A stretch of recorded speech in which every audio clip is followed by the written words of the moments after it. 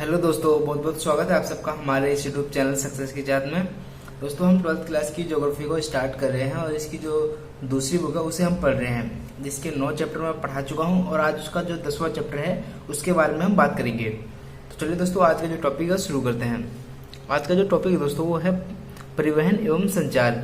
ये जो चैप्टर है दोस्तों, ये मतलब मैं पहले भी पढ़ा चुका हूँ। जो मैंने पहली बुक पढ़ाई है उसमें भी बिल्कुल ऐसे ही सेम टॉपिक है, परिवहन एवं संचार। तो मतलब वहाँ पर मैंने बहुत ज़्यादा डिटेल से पढ़ा है।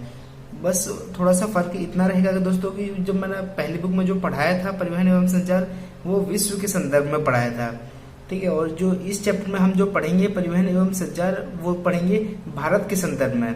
क्योंकि मैंने आपको पहले बताया कि ये जो दूसरी बुक है इसमें जो सारे के सारे चैप्टर हैं वो भारत के संदर्भ में ही होंगे, ठीक है। तो चलिए शुरू करते हैं। सबसे पहले देखते हैं परिवहन के साधन कौन कौन से हैं, ठीक है। सबसे पहला जो मतलब परिवहन का साधन है वो है स्थल परिवहन। स्थल परिवहन, दूसरा है जल परिवहन, तीसरा है वायु परिवहन। स्थल परिवहन का अर्थ होता है दोस्तों कि ऐसे परिवहन, ये ऐसे परिवहन के साधन जो मतलब जमीन पर चलते हैं, ठीक है, जो भूमि पर चलते हैं। जैसे जैसे मतलब सड़क में जितने भी मतलब जो चलते हैं परिवहन, जैसे गाड़ी होगा, ठीक है, मोटरसाइकिल होगी, रेल हो गई या फिर ट्रक हो गया, तो मतलब ये सारे के सारे ये सड़क पर चलते हैं, तो ये स्थल परिवहन के अंतर्गत आते हैं। और ये रेलवे भी स्थल परिवहन के अंतर्गत आती है और पाइपलाइन भी, क्योंकि पाइपलाइन को भी जमीन पर ही बिछाया जाता है, ठीक है, जमीन के अंदर भी बिछाया जाता है पाइपलाइन को। और देखते हैं जल परिवहन। जल परिवहन में दोस्तों दो विधाएं हैं, एक है अंतः स्थलीय और एक है सागरीय एवं महासागरीय। अंतः स्थलीय का दोस्तों अर्थ होता है कि देश के अंदर ही अंदर एक राज्य से या एक क्षेत्र से दूसरे क्षेत्र पर किसी भी सामान और जो है व्यक्तियों को पहुंचाना, ठीक है। और जो है महासागरीय होता है दोस्तों मतलब देश से बाहर, ठीक है, सागर और महासागर के जरिए, जैसे अरब सागर होगा, ठीक है, दक्षिण महासागर होगा, तो मतलब इनसे जो हमें इन महासागरों के जरिए हम अपने देश से कोई भी सामान या फिर व्यक्तियों को दूसरे देश में पहुंचाते हैं, तो वो आता है महासागरीय के अंतर्गत। अब देखते हैं वायु परिवहन। वायु परिवहन भी दोस्तों इसकी भी दो विधाएं हैं, एक है राष्ट्रीय और एक है अंतरराष्ट्रीय। राष्ट्रीय का अर्थ होता है दोस्तों एक राज्य से दूसरे राज्य में या फिर अपने देश के अंदर ही अंदर। वायु परिवहन का अर्थ होता है दोस्तों कि मतलब जो है राष्ट्रीय परिवहन है, जो मतलब देश के अंदर ही अंदर एक स्थान से दूसरे स्थान पर किसी भी वस्तु और व्यक्तियों को पहुंचाना। और अंतरराष्ट्रीय वायु परिवहन का दोस्तों अर्थ है मतलब एक देश से, यानी भारत देश से हम कहीं ऑस्ट्रेलिया जाते हैं, अमेरिका जाते हैं वायु परिवहन के द्वारा, तो वो अंतरराष्ट्रीय वायु परिवहन के अंतर्गत आता है, ठीक है। और दोस्तों ये जब से वायु परिवहन आई है तब से तो परिवहन में बहुत ही ज्यादा मतलब क्रांति सी आ गई है। क्योंकि आज मतलब ऐसा कोई भी दुनिया में, मैं आपको दोस्तों बता रहा हूँ कि दुनिया में ऐसा कोई भी जगह नहीं है जहां पर हम ना जा सके, ठीक है। और मात्र 35 घंटे के अंदर वायु परिवहन ने दोस्तों इतनी सुविधा दे दी है हमें कि मात्र 35 घंटे के अंदर हम दुनिया के एक कोने से दूसरे कोने पर जा सकते हैं, ठीक है, वो भी मात्र 35 घंटे के अंदर। अब एक एक करके हम देखते हैं। स्थल परिवहन दोस्तों, मैं जो इसकी मतलब लाभ है वो मत आपको इसके नॉर्मली पता होंगे, तो मैं इसके जो लाभ है वो आपको नहीं बताऊंगा, वैसे थोड़ा बहुत बता भी दूंगा, लेकिन आप इसके लाभ खुद लिख लीजिएगा, ठीक है। और हम इसके जो बाकी फैक्ट्स हैं उनके बारे में हम बात करेंगे।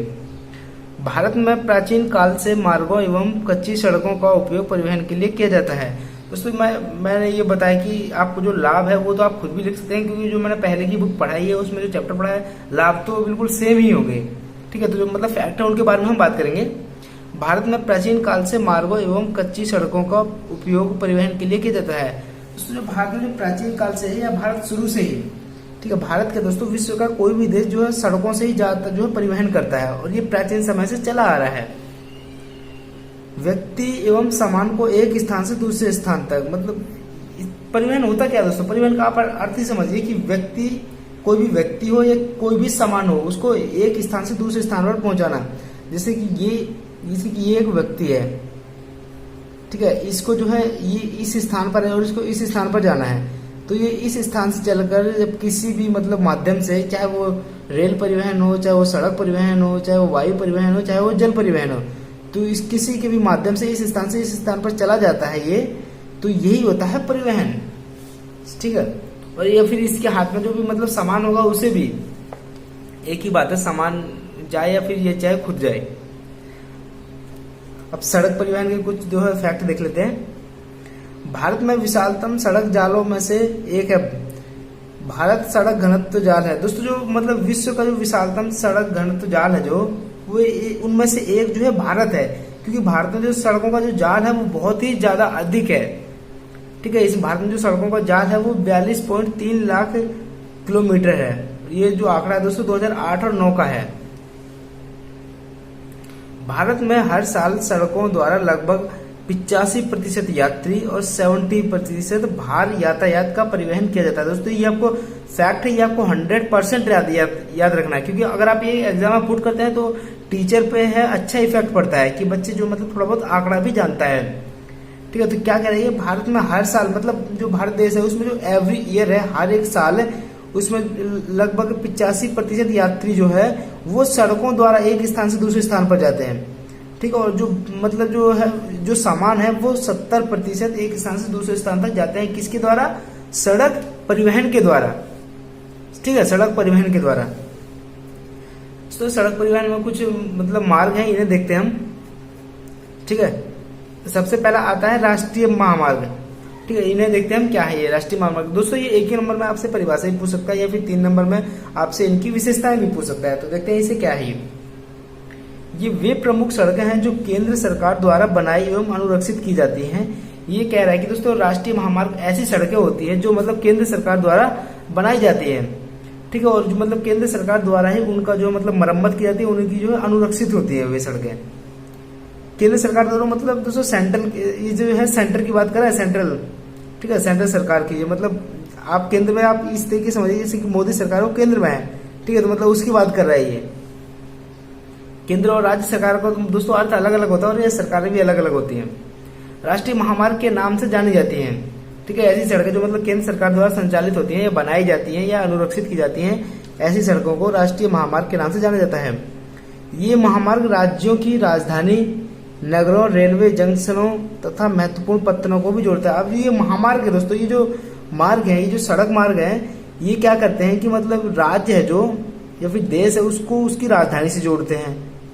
ठीक है, जैसे इसमें आगे बताऊंगा, उत्तर पश्चिम गलियारा ये भी मतलब जो है राज्य को राजधानी से जोड़ता है। ठीक है, और जो है जंक्शनों को जोड़ता है और महत्वपूर्ण पत्तनों को जोड़ता है। और एक ऐसी ही दोस्तों परियोजना है, वो है स्वर्णिम चतुर्भुज परियोजना। ठीक है, देखते हैं राष्ट्रीय महामार्ग विकास परियोजना। अब तो ये तो दोस्तों है राष्ट्रीय महामार्ग, इसमें जो है कुछ विकास परियोजनाएं चलाई गई हैं। ठीक है, मतलब इसके अंतर्गत कुछ जो है सड़कों का निर्माण किया गया है। राष्ट्रीय महामार्ग के अंतर्गत जो है कुछ सड़कों का निर्माण किया गया है। देखते हैं कौन कौन सी सड़कें हैं। सबसे पहला जो मतलब सड़क आती है, परियोजना आती है, वो आती है स्वर्णिम चतुर्भुज परियोजना। अभी चतुर्भुज परियोजना का नाम इसलिए पड़ा दोस्तों क्योंकि ये जो 4 प्रमुख जो है नगरों को जोड़ता है। ठीक है, उन्हें देखते हैं। इसके अंतर्गत 5846 किलोमीटर लंबी 4 से 6 लेन वाले उच्च सघनता वाले यातायात गलियारे शामिल हैं, जो कि देश के 4 महानगरों को जोड़ते हैं।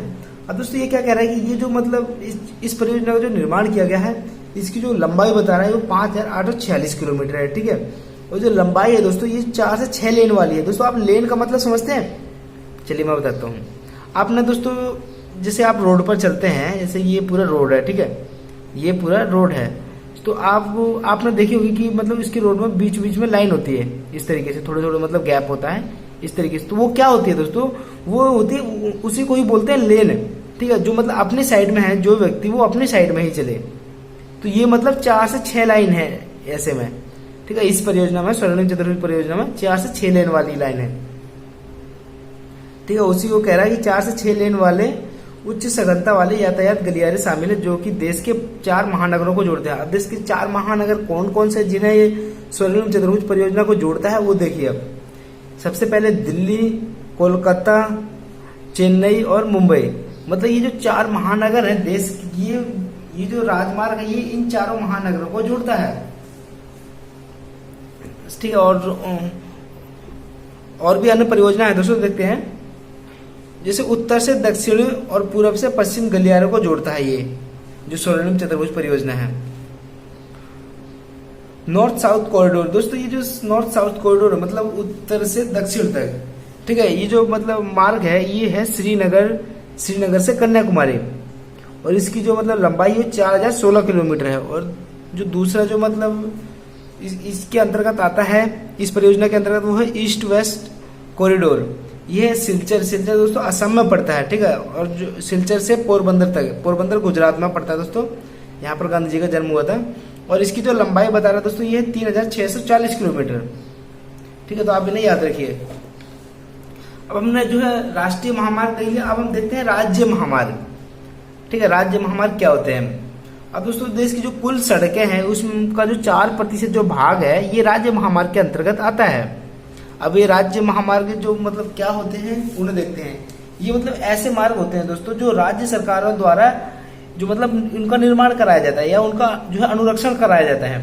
अब मैंने राष्ट्रीय महामार्ग को मतलब क्या बताया था कि ऐसी सड़कें या फिर ऐसे मार्ग जिनका जो निर्माण है या फिर जो है अनुरक्षण है वो केंद्र सरकार द्वारा होता है, उसे राष्ट्रीय महामार्ग कहते हैं। लेकिन राज्य महामार्ग में ऐसी सड़कें आती हैं जिनका जो निर्माण है या अनुरक्षण है वो जो है राज्य सरकार कराती है, ठीक है। देखिए क्या कह रहा है, ये कह रहा है राज्य सरकारों द्वारा इन मार्गों का निर्माण एवं अनुरक्षण किया जाता है, ठीक है। राज्य जो सरकारें हैं उनके द्वारा इनका जो निर्माण और अनुरक्षण किया जाता है। ये राज्य राजधानी से जिला मुख्यालय और दूसरे प्रमुख शहरों को जोड़ते हैं। अब जो ये राज्य महामार्ग है दोस्तों, ये जो है इन जो राज्य है इनके जिलों को मतलब एक जिले से दूसरे जिले को, अब जैसे आप मान के चलिए जैसे यूपी है, ठीक है, यूपी के अंदर राज्य महामार्ग है। अभी यूपी में कई जिले हैं, ठीक है, यूपी में कई जिले हैं दोस्तों को मतलब वो एक जिले से दूसरे जिले तक जोड़ते हैं, ये राज्य महामार्ग। अब देखते हैं जिला सड़कें।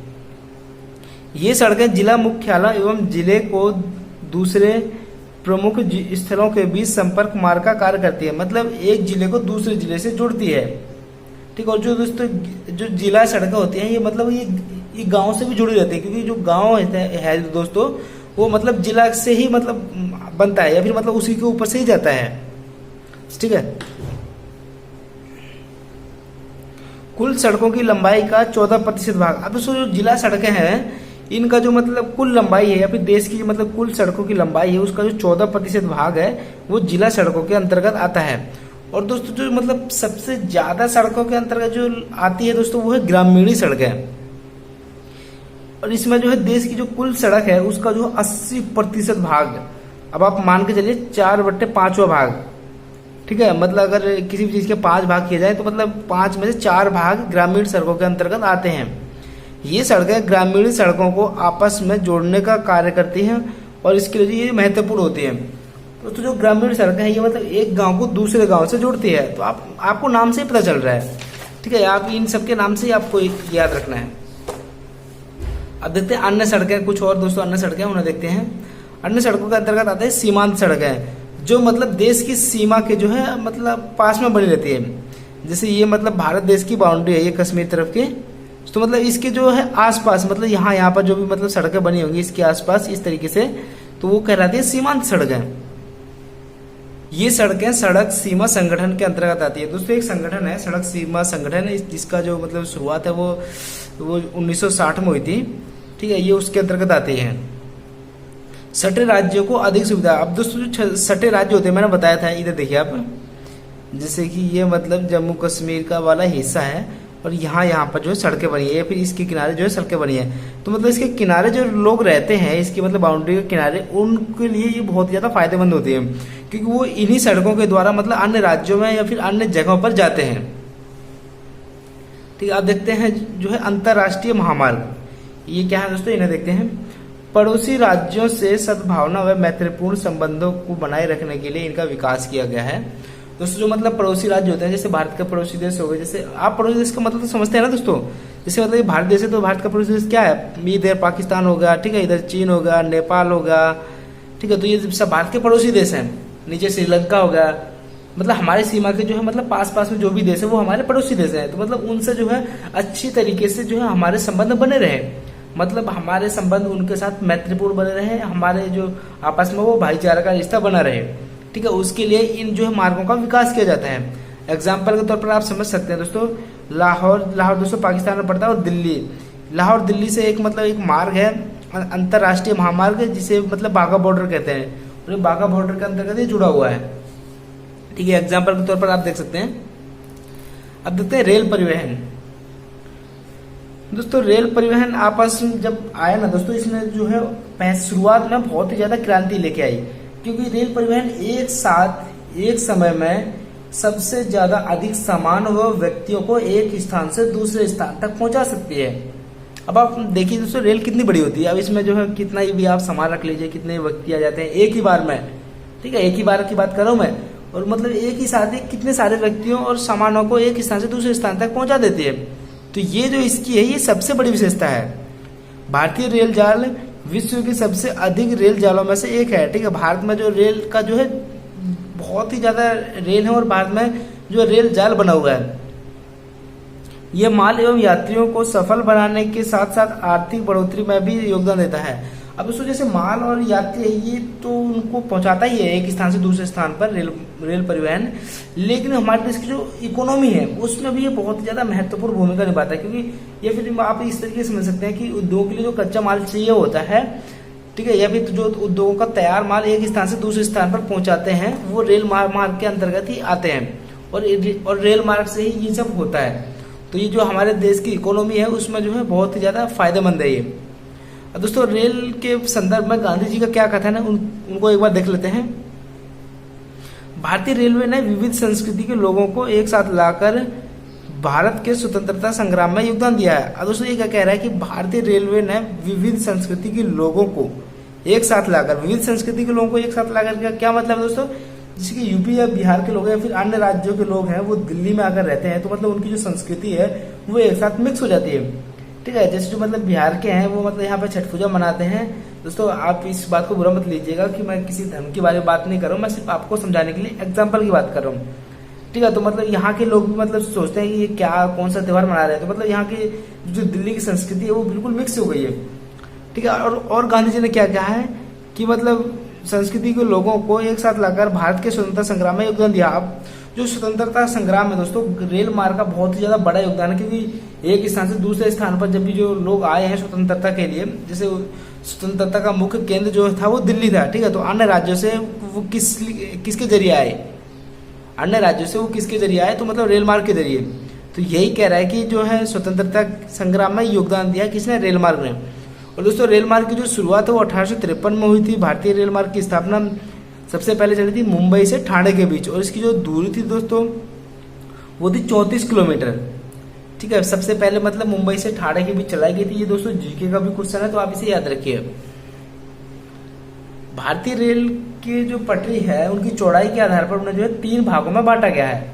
से जो रेल की पटरी होती है, जैसे कि ये जो रेल की पटरी है, ठीक है, इस तरीके की रेल की पटरी होती है, तो मतलब इनकी जो है बीच की चौड़ाई कितनी होती है, ये 3 तरह की चौड़ाई होती है।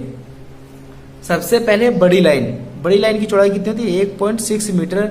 फिर है मीटर लाइन, इसकी चौड़ाई होती है 1 मीटर। फिर है छोटी लाइन जिसकी जो चौड़ाई होती है वो 0.7 मीटर होती है।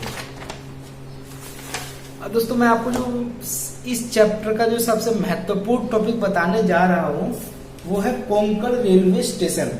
इसके बारे में एग्जाम में बहुत ही ज्यादा क्वेश्चन पूछता है दोस्तों। ये मुझे लगता है कि एवरी ईयर, ठीक है, ये एवरी ईयर पूछता है सीबीएसई एग्जाम, और ये जो रिपीटेड क्वेश्चन है ये, ठीक है। कोंकण रेलवे स्टेशन की विशेषताएं बताइए, इसके बारे में बताइए।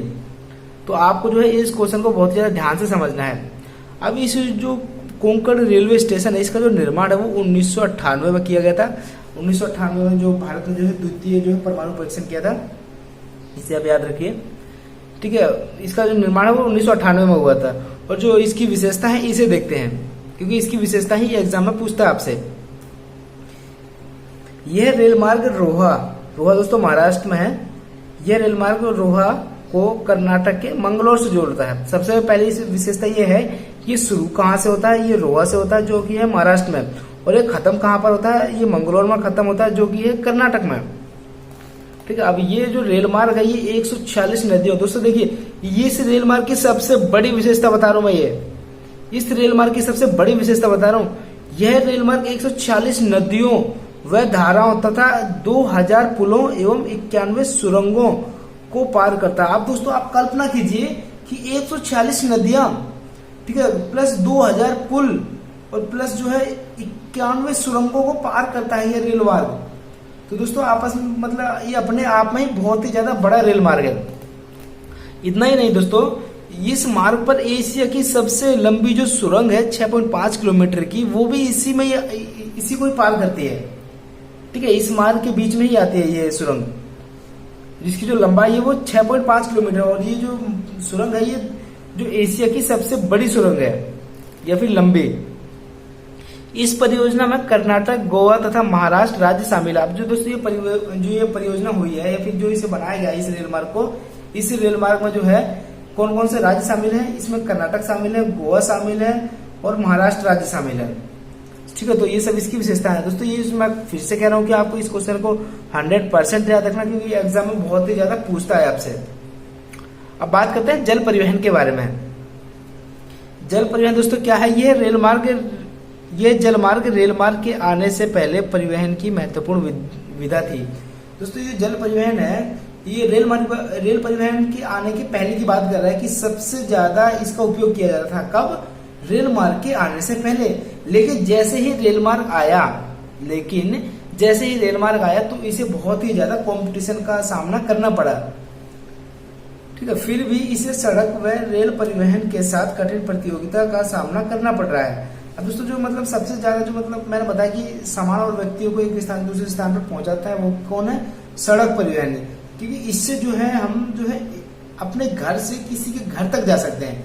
अब आप ये बताइए कि जल परिवहन से आप जो है अपने घर से क्या, जैसे आपका दोस्त 1 किलोमीटर दूर रहता है, ठीक है, अपने घर से 1 किलोमीटर दूर रहता है आपका दोस्त, तो क्या आप उस दोस्त के घर पर है जल परिवहन के माध्यम से जा सकते हैं? खुद ही बताइए आप। जब तक वहां पर नदी नहीं होगी, इतनी छोटी तो नदी भी नहीं होती है। ठीक है, तो इसकी सबसे बड़ी विशेषता यही है कि हम जो है सड़क परिवहन के जरिए अब घर से घर तक पहुंच सकते हैं। ठीक है, जो है जल परिवहन में 2 इसकी विधाएं हैं, एक अंतः स्थलीय जलमार्ग और एक है महासागरीय जलमार्ग। अंतः स्थलीय जलमार्ग का दोस्तों अर्थ है कि देश के अंदर ही अंदर जो है एक स्थान से दूसरे स्थान पर जाना, या एक क्षेत्र से दूसरे क्षेत्र पर जाना, या फिर एक राज्य से दूसरे राज्य में जाना। ठीक है, और महासागरीय जलमार्ग का जो दोस्तों अर्थ है वो है कि देश के बाहर एक देश से दूसरे देश में जाना, जैसे भारत से अमेरिका जाना, ऑस्ट्रेलिया जाना, न्यूजीलैंड जाना, कनाडा जाना। ठीक है, जलमार्ग की बात कर रहा हूँ मैं दोस्तों। इसके नीचे जो है दक्षिण महासागर है, वहां से जो है अगर भारत के जो तमिलनाडु है, केरल है, उसके तट से हम श्रीलंका जाए, किसे? दक्षिणी महासागर से। ठीक है, तो वो कहलाएगा महासागरीय जलमार्ग, क्योंकि एक तो हम जलमार्ग के जरिए जा रहे हैं और वो महासागर के जरिए जा रहे हैं, और प्लस जो है हम किसी दूसरे देश में जा रहे हैं। ठीक है, अब बात करते हैं वायु परिवहन की। दोस्तों इसकी तो आप बात ही मत कीजिए कि वायु परिवहन जब से आया है दोस्तों, इसने जो है बिल्कुल क्रांति ला दी है। बिल्कुल परिवहन में बहुत ही ज्यादा क्रांति ला दी है, क्योंकि इसके आने के बाद ऐसा कोई भी स्थान नहीं है जहां पर हम जा ना सके। ठीक है, चाहे वो कितने से बड़ा दुर्गम स्थान हो, पहाड़ी वाला स्थान हो, कैसा भी स्थान हो। ठीक है, और विश्व में ऐसी कोई सी भी जगह नहीं बची है कि जहां पर हम जा ना सके। और मात्र 35 घंटे के अंदर, मैंने शुरू में ही बताया कि मात्र 35 घंटे के अंदर हम वर्ल्ड है जो दुनिया है उसके एक कोने से दूसरे कोने पर हम जा सकते हैं, मात्र 35 घंटे के अंदर। वायु परिवहन एक स्थान से दूसरे स्थान तक गमनागमन का सबसे तेज साधन है। मैं बताया कि ये जो सबसे तेज साधन है, ये जल्दी से जल्दी पहुंचाता है।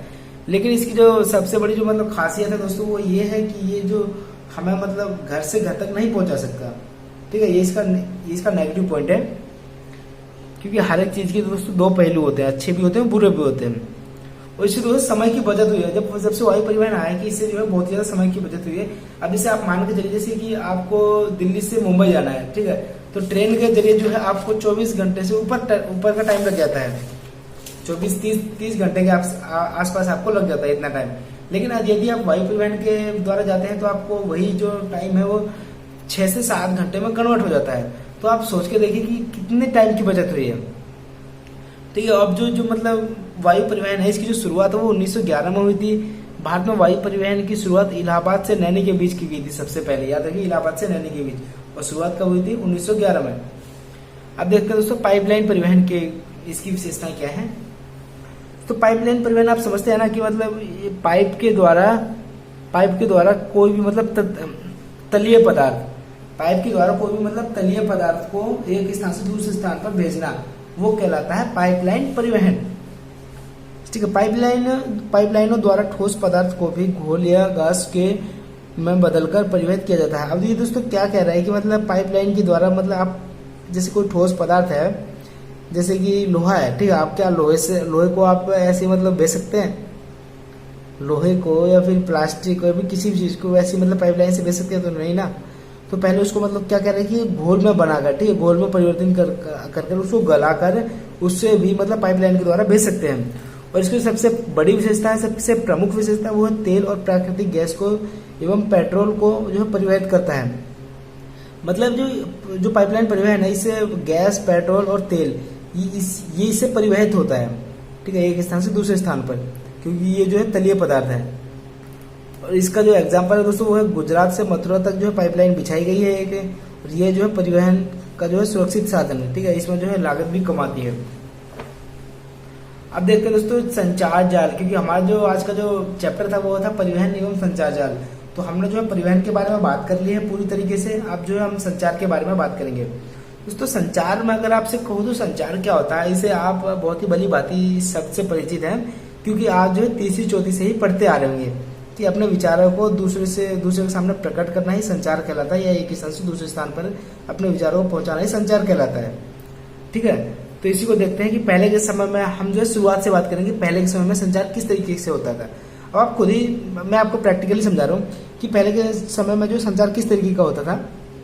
जैसे कोई व्यक्ति है, उसे हमने कहा कि भाई आप जो हमारे इस संदेशों को, हमने उसे मुखातर बता दिया, मतलब मुंह से ही बता दिया, नहीं कोई हमने उसमें लिखा है कुछ, नहीं उसे लिखकर चिट्ठी दी है, ठीक है, हमने उसे मुंह से ही बता दिया और कहा कि आप जो है दिल्ली जाइए, ठीक है, आप, और उस व्यक्ति से कहा कि आप दिल्ली जाइए और उस दिल्ली में हमारे जो मित्र रह रहा है उसे हमारी सूचना दीजिए। तो ये मतलब पैदल ही चला गया, ठीक है, पैदल ही चला गया, और वो मतलब व्यक्ति सूचना पहुंचा रहा है। तो यहाँ पर जो संचार का माध्यम है वो व्यक्ति है, ठीक है। धीरे धीरे मतलब मनुष्य थोड़ा विकसित हुआ, तो उन्होंने जो है संचार के रूप में किसको जो है जो विकसित किया, जो है पक्षी, ठीक है, जो है पक्षियों को जो है विकसित किया, और जो जानवर है उनको विकसित किया। उस समय घोड़े, ऊंट, कुत्ते तथा पक्षी को भी संदेश पहुंचाने के लिए प्रयोग किया जाता था। अब दोस्तों जो मतलब धीरे धीरे मनुष्य विकास हो, जैसे दोस्त ने जो है लिखना सीखा, ठीक है, जब उसने लिखना सीख लिया तो मतलब वो जो चिट्ठी लिखने लगा, चिट्ठी लिखकर जो है वो जो मतलब घोड़े में या फिर ऊंट के या फिर कुत्ते के या फिर जो है पक्षी, उनके गले में उसे बांध देते थे, और जो मतलब कहते थे कि आप जो वहां जाकर जाइए और वहां पर हमारा संदेश पहुंचाइए। तो मतलब इनके जरिए भी संदेश पहले पहुंचाया जाता था। लेकिन जैसे धीरे धीरे मनुष्य और ज्यादा विकसित हुआ दोस्तों, तो इसकी तो अब जो वर्तमान की अगर मैं बात करूं तो इंटरनेट के माध्यम से दुनिया में आप कहीं भी बैठे हो, आप अच्छी तरीके से बात कर सकते हैं, फेस टू फेस आप देख सकते हैं उसको, ठीक है। तो ये मतलब संचार की क्रांति आ गई है, किसके आने से, इंटरनेट के आने से। अब दोस्तों संचार के जो साधन वो दो तरीके के होते हैं, एक तो होता है व्यक्तित्व संसाधन और दूसरा होता है सार्वजनिक संसाधन। दोस्तों एक है मतलब व्यक्तिगत संसाधन का मतलब होता है कि एक व्यक्ति दूसरे सिर्फ व्यक्ति को ही मतलब उसको संचार पहुंचाता है, किसके माध्यम से, पत्र के माध्यम से, ठीक है। मतलब पत्र अगर हम किसी को देंगे तो उस व्यक्ति ही पढ़ सकेगा, कोई अन्य नहीं पढ़ सकेगा, ठीक है। दूसरा है तार के माध्यम से, और तार भी वही है। तो तीसरा है जो है टेलीफोन के माध्यम से, फोन के माध्यम से। अगर मैं अपने दोस्त को फोन करता हूँ कि मैं आपको ये सूचना दे रहा हूँ अपने दोस्त को, तो मतलब मैं सिर्फ अपने दोस्त को ही दे रहा हूँ, किसी अन्य व्यक्ति को नहीं वो सूचना पहुंचेगी, ठीक है, ईमेल के जरिए, इंटरनेट के जरिए, ठीक है। जो सार्वजनिक जो मतलब संचार के जो साधन है उसे देखिए आप, सबसे पहले रेडियो, फिर है टीवी। जो दूसरा रेडियो जो मतलब साधन है वो जो है श्रव्य है, ठीक है, उसको जो है सुना जाता है। लेकिन जो टीवी है वो श्रव्य भी है और दृश्य भी है। सिनेमा हो गया, समाचार पत्र हो गया, पुस्तक हो गया, सम्मेलन हो गया, ये मतलब सार्वजनिक है, क्योंकि समाचार पत्र हर कोई पढ़ सकता है और पुस्तकें हर कोई पढ़ सकता है, सिनेमा जो है हर कोई देखता है। तो इससे मतलब जो सार्वजनिक जो है संचार किया जाता है। तो दोस्तों आपका जो टॉपिक है वो यही समाप्त होता है। आपको वीडियो कैसी लगी आप हमें कमेंट्स करके बता सकते हैं। अगर आपको वीडियो पसंद आई होगी दोस्तों तो आप हमारे चैनल को सब्सक्राइब कीजिए, वीडियो को लाइक कीजिए, कमेंट्स कीजिए एंड शेयर कीजिए। दोस्तों आपके सिर्फ मतलब 2 चैप्टर रह गए हैं, तो उसे भी मैं कल ही समाप्त कर दूंगा, या फिर जो है 1 दिन और लूंगा। तो आप जो है इसमें ज्यादा घबराइएगा मत, क्योंकि आपका जो एग्जाम है वो भी मुझे लगता है पोस्टपोन होने वाला है, ठीक है। क्योंकि जिस तरीके से मतलब जो है दिल्ली में मतलब कोरोना के केस बढ़ रहे हैं, उस तरीके से मुझे नहीं लगता है कि आपके जो है एग्जाम हो पाएंगे। खैर कोई बात नहीं, हमें तो अपना सिलेबस पूरा करना है और हमें तो अपनी तरफ से पूरी तैयारी करनी है, और मैं जो आपको अच्छी तरीके से तैयारी करवा भी रहा हूँ, ठीक है। तो दोस्तों वीडियो देखने के लिए बहुत बहुत धन्यवाद। मिलते हैं नेक्स्ट चैप्टर में।